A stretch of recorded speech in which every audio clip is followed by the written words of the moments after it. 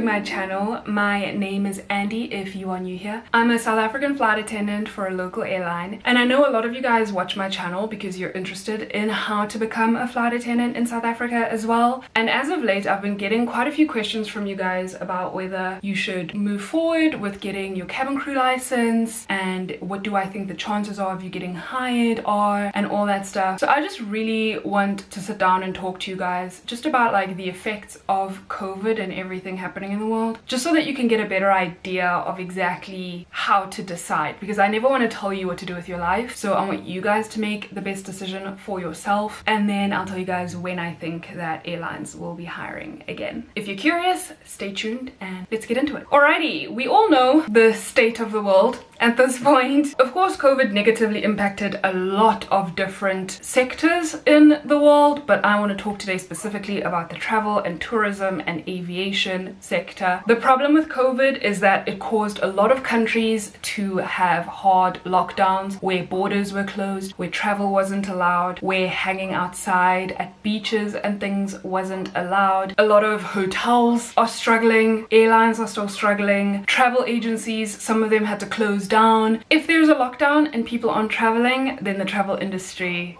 gets hit, you know. And then the airlines got hit very hard, specifically because the planes had to be on the ground. And if you know anything about the airline industry, you know that if a plane is on the ground not flying, it is losing the airline money. And so for us to have our planes sitting on the ground for as long as they were, I mean, I'm pretty sure every airline in South Africa was bleeding money by the time that they were allowed to fly. And ever since that point, all they've been trying to do is play catch up. Also here in South Africa, travel wasn't just allowed full on from the get-go, it was allowed in stages. First, it was only necessary travel and business travel that was allowed, and then people who had to relocate and start a new job or who were moving to a different place. And then only about a month after that were people allowed to travel for leisure. There was a ton of paperwork involved with just getting on a plane, procedures to follow and regulations to follow. It was a hot mess. Just all these new regulations, everything about the COVID procedures and stuff like that. Everything's pretty much flipped upside down and we had to start from scratch. American Airlines furloughed 8,000 crew from their airline, which means they couldn't afford to have all of those people. And I heard that Emirates and Qatar also made their crew redundant, which is similar to a furlough. So a lot of people who were flying for these very large airlines were suddenly sent home and suddenly without jobs. I'm just trying to explain to you guys just how badly the airlines themselves were impacted, because nobody wanted to send all of those crew home. It was just a necessary evil to keep the company costs down as much as possible. So outside of the airline industry, people all over South Africa lost their jobs. People weren't able to travel as much. People are now suddenly working from home a lot more, and they don't have the privilege to travel anymore. So with that, when people don't travel, the planes are empty. And when the planes are empty, the airline is not making money. The airlines schedule their amount of flights based on the demand of passengers. Maybe 500 people have booked that flight, you're going to need to send out 3 flights. Whereas if you see that only 50 people have booked out that flight, you're only going to need the 1 plane. It's a matter of demand, and if the demand is low, then it's not necessary to send out more aircraft and more crew to operate those flights. And the thing here in South Africa specifically that I know is that airlines will hire and recruit more crew and more staff when the demand increases. So if they are adding a whole bunch of new flights to their schedule, if they're buying new aircraft, they obviously will need more crew to operate those aircraft. They will need more crew to operate those flights. Right now in South Africa, unfortunately, the demand for travel is just still quite low. I think we're still operating at about 30 to 50% capacity of what we were in, let's say, December 2019. The economy in South Africa is still struggling. I'm sure you're all aware we've been having lockdowns non-stop. People are losing their jobs. The economy is just really struggling right now, but it is improving. Slowly but surely, it is improving. I think that the introduction of the vaccine will definitely assist in the economy improving a little bit faster.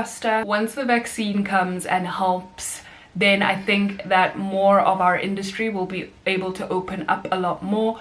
people will be feeling much more comfortable and confident to travel again, and therefore the demand for flights will increase once again. One thing I want to assure you guys for a fact that I know deep within my soul of souls is that aviation isn't going anywhere. Travel is not going anywhere. I feel like the world at this point is just so international. People have half of their families living in like 3 different countries.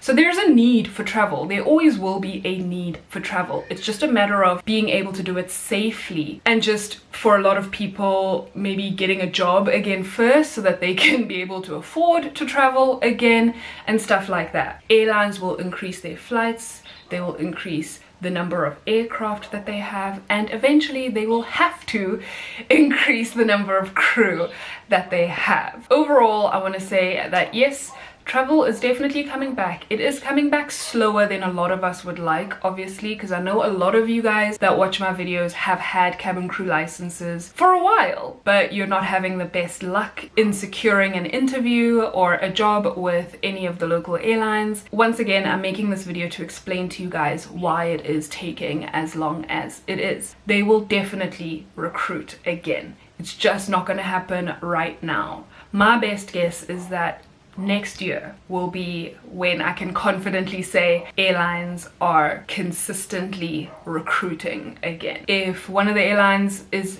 in the position to recruit again this year, then that's great. But I feel confident in saying that it won't be until next year that airlines are consistently recruiting more crew. Yes, I know I just said next year. That is an entire year away. So what are you gonna do with yourself for the next year? I don't know. I want to encourage you to just keep yourself informed first and foremost. Just pay attention to the news.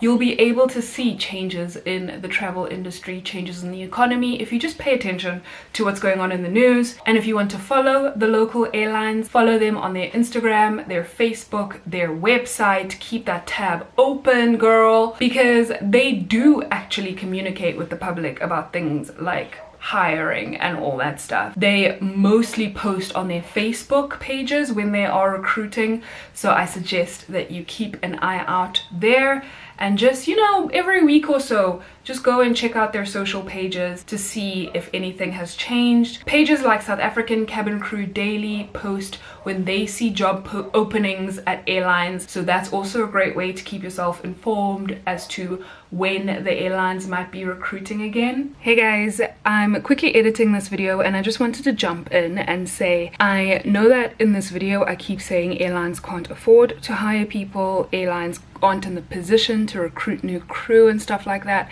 but I'm sure that here and there you've heard of somebody being invited to an interview, maybe with Safair, or you saw that a couple of weeks ago Airlink was recruiting senior cabin crew members, and you're probably thinking to yourself, Andy, why are you lying to us? Why are you saying that the airlines aren't recruiting or anything like that? And that's not what I'm saying at all.